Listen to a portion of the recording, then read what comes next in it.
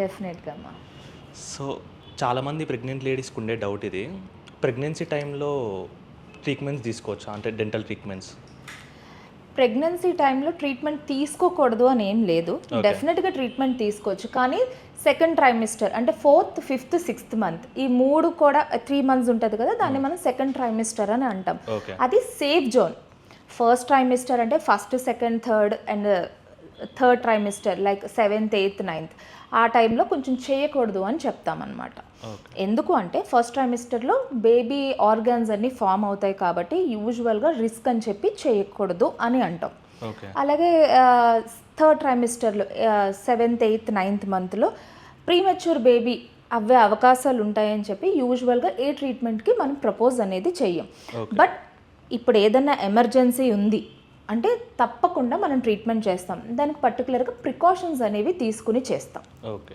స్పెసిఫిక్గా 3 మంత్స్ తప్ప మిగతా టైంలో చేయించుకోవచ్చు. తప్పకుండా చేయించుకోవచ్చు. Okay.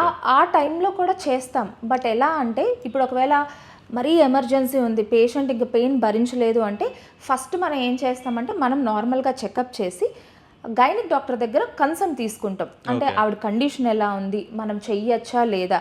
ఇఫ్ డాక్టర్ మనకి అలౌ చేశారు అంటే దానికి ప్రికాషన్స్ ఉంటాయి. ఎలా Okay. అంటే ఫస్ట్ మనం ఒక లెడ్ యాప్రాన్ వేసుకుని ఎక్స్రేస్ అనేవి తీసుకోవాలి అని అనుకుంటే గనక ఓకే. ఒక లెడ్ యాప్రాన్ లాగా వేసుకుని బేబీకి ఏమీ ఎఫెక్ట్ అవ్వకుండా చిన్న ఎక్స్రేస్ తీసుకుని అవసరమైతే డయాగ్నోసిస్ చేసుకుని మనం ట్రీట్మెంట్ అనేది చేసుకోవచ్చు. ఓకే. వాళ్ళ ఇమ్యూన్ సిస్టమ్ బట్టి ఉంటుంది ఇదంతా ఇంకా. It's not about immune system అమ్మా. బేబీకి రేడియేషన్ పడకూడదని చెప్పి మనం ఎక్స్రేస్ అనేవి తీసుకోం ఓకే. ఓకే. యూజువల్గా. ఓకే. 99% అవాయిడ్ చేస్తాం. కాన్ బట్ పొజిషన్లో లేదు ఇంకా పేషెంట్ సఫర్ అవుతున్నారు అంటే కనుక ఖచ్చితంగా మనం ప్రికాషన్స్ తీసుకుని ప్రెగ్నెన్సీ టైంలో